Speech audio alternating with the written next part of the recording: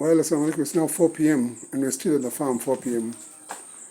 And finally we're leaving now. What Ibrahim has done is that he put in one row, he put 6, 1, 2, 3, 4, 5, 6, 1, 2, 3, 4, 5, 6, 1, 2, 3, 4, 5, 6. So we've got 12 in this shelf, 12 here.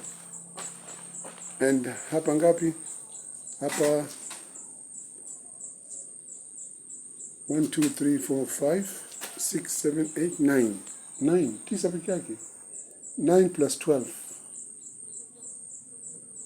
is 21. 21 big ones. 21 the big ones. And here's the space. Here a lot of space. So this is all empty. This is all empty. It's all empty. And the catcher boxes, 9 have been put on the trees. So this is the final run. So thank you very much. So njoo funga mlango. Closing the door. And this, angalia hizi, zitoe hapa hizi, zikiwa pazuri hapa itakusafishwa. All this place needs to be cleaned all around. Needs to be cleaned. I've told Abdallah about it.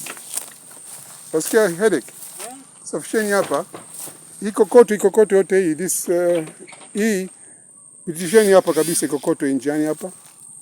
Hata hii ya kutia smith ya nini mchanga ya kutengeza. So that's about it. We're going home now. Hope to reach Mombasa before Maghrib, inshallah. Didn't even have lunch. But I'm using it's nice not to have lunch. At least you can like, I wish I fasted in the morning, but I had heavy breakfast.